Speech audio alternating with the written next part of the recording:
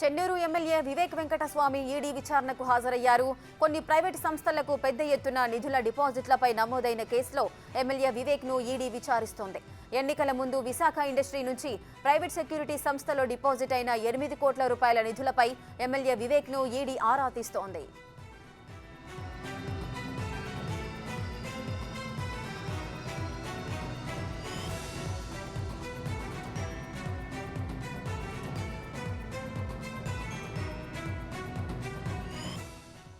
మరింత సమాచారం మా ప్రతినిధి రాణా అందిస్తారు. రాణా, చెన్నూరు ఎమ్మెల్యే వివేక్ వెంకటస్వామి ఈడీ విచారణకు హాజరైనట్లుగా తెలుస్తోంది. డీటెయిల్స్ ఏంటి?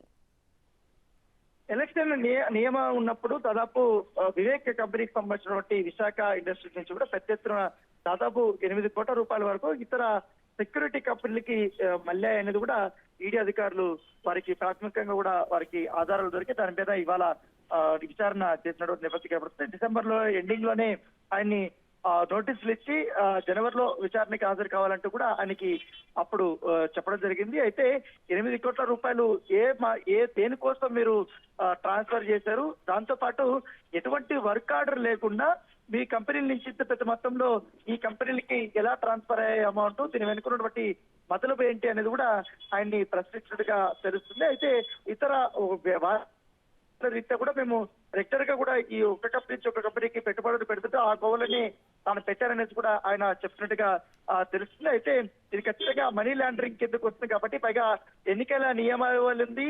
ఒకవైపు ఇంత భారీ ఎత్తున అమౌంట్ వీరు ఇట్లా ట్రాన్స్ఫర్ చేశారు, ఎటువంటి కారణం చెప్పుకుంటే ఎటువంటి వర్క్ ఆర్డర్ చూపకుండా దీని వెనకాల ఖచ్చితంగా పెమా ఉల్లంఘన ఉందనేది కూడా ఈడీ అధికారులు భావిస్తున్నారు. దాని తగ్గట్టుగానే వారికి ఉన్నటువంటి డౌట్స్ ప్రకారం వారికి పెట్టినటువంటి ప్రాథమికంగా ఆధారాలు ఏవవుతున్నాయో వాటిని బేస్ చేసుకుని ఇవాళ వివేక్ వెంకటస్వామిని ప్రశ్నించినట్టుగా మనకు సమాచారం ఉంది. వారు ఈడీ అధికారులు అడిగినటువంటి ప్రతి ప్రశ్నకి ఆయన సమాధానాలు చెప్పినట్టుగా మనకు సమాచారం ఉంది. దాంతో పాటు మొదట్లో ఈ హైదరాబాద్ క్రికెట్ అసోసియేషన్ సంబంధించినటువంటి మరొక కేసు కూడా నడుస్తుంది. ఆ కేసులో కూడా ఈడీ అధికారులు ఇన్వాల్వ్ అయినటువంటి నేపథ్యం ఏర్పడుతుంది. కాకపోతే ప్రస్తుతం కేవలం విశాఖ ఇండస్ట్రీస్ ఈ 8 కోట్ల రూపాయల ట్రాన్సాక్షన్స్ మీదే ఈడీ అధికారులు ఫోకస్ పెట్టారు. తదుపరిగా హైదరాబాద్ క్రికెట్ అసోసియేషన్ సంబంధించినటువంటి ఆ కేసు మీద కూడా మరొకసారి వారు విచారణకు పిలవబోతున్నట్టుగా మనకు సమాచారం వస్తుంది.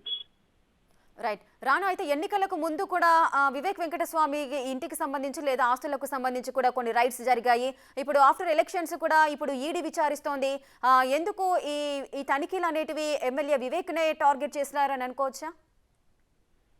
ఎప్పుడైతే Chennur MLA Vivek BJP party నుంచి కూడా ఆయన కాంగ్రెస్ పార్టీ వైపు అడుగులు పడుతున్నాయనేది తెలియగానే బీజేపీ నుంచి కూడా పెద్ద ఎత్తున జాతీయ నాయకులందరూ కూడా అప్పట్లో విమర్శలు చేశారు. విమర్శలు చేస్తున్నటువంటి కేవలం 2 రోజుల వ్యవధిలోనే ఈడీ అధికారులు ఆయనకి నోటీసులు ఇవ్వడము, ఆయన ఇంట్లో సర్చ్ చేయడము, ఇవన్నీ తెలియని నేపథ్యం ఏర్పడుతుంది. అప్పుడు పొలిటికల్ కారణాలు చూపిస్తూనే ఉన్నారు. అదే కోవకి ఇప్పుడు ఈడీ అధికారులు మరొకసారి ఇప్పుడు ఆయన ఎమ్మెల్యే అయినా కూడా ఆల్రెడీ ఆయన తన కంపెనీ నుంచి ఏ పర్పస్ మీద అమౌంట్ ట్రాన్స్ఫర్ అయ్యేదని కూడా ఆయన క్లియర్ కట్ గా చెప్పినా కూడా తనకు సమాధానం చెప్పినా కూడా మరోసారి ఈడీ అధికారులు ఆయనకు నోటీసులు ఇవ్వడము, ఆయన పిలిపించడం ఖచ్చితంగా కూడా బీజేపీ దీని వెనకాల ఉంది. కావాలని ఎమ్మెల్యే వివేక్ ని టార్గెట్ చేస్తూ ఈ రకమైనటువంటి బెదిరింపు ధోరణులకి అది పాల్పడుతుందంటూ కూడా పొలిటికల్ సర్కిల్లో ఒక కామెంట్ వినిపిస్తుంది. అయినప్పటికీ ఈడీ అధికారులు పిలిచారు కాబట్టి వారికి ఉన్నటువంటి డౌట్స్ ని క్లియర్ చేసే బాధ్యత కూడా ఒక ప్రజాప్రతినిధిగా నాకు కూడా ఉంది కాబట్టి అందుకే వారు నోటీసులు ఇవ్వగానే నేను కూడా వెళ్లి వారికి సమాధానాలు చెప్తూ వస్తున్నాననేది కూడా వివేక్ వెంకటస్వామి చెప్తున్నటువంటి నేపథ్యం కనపడితే, అయితే వివేక్ వెంకటస్వామి ఈ పరిణామాలను పెద్దగా ఆయన సీరియస్ గా అయితే తీసుకోలేదు. క్యాజువల్ థింగ్ గానే ఆయన తీసుకుంటున్న నేపథ్యం కనపడుతుంది. కావాలనే బీజేపీ నేను అనేక రకాలుగా కూడా వారికి ఉపయోగపడ్డాను, హుజరాబాద్ ఎలక్షన్స్ లో ఉపయోగపడాను, అలాగే తుపాకీ ఎలక్షన్స్ లో కూడా ఉపయోగపడాను, అప్పుడు నా సేవలు పూర్తి స్థాయిలో కూడా బీజేపీ పడుకుంది. తర్వాత నా యొక్క శ్రమని కానీ నా పరిస్థితిని కూడా పట్టించుకోకుండా ఇతరులకందరూ కూడా వారికి అందరం ఎక్కించింది. అందుకే పార్టీలో కూడా తగిన గుర్తింపు కూడా లభించిన నేపథ్యంలో మొదటి నుంచి కూడా తనకి రాజకీయ భవిష్యత్తు ఇచ్చినటువంటి కాంగ్రెస్ పార్టీలోకి ఆయన పునరాగమం ఇచ్చి ఆయన ఎమ్మెల్యేగా అక్కడికి గెలిచినటువంటి నేపథ్యం ఏర్పడుతుంది. సో ఈ వేధింపులు బీజేపీ వేధింపులుగానే ఆయన చూస్తున్నట్టుగా మనకు సమాచారం వస్తుంది. Right, thank you Rana, thanks for the details.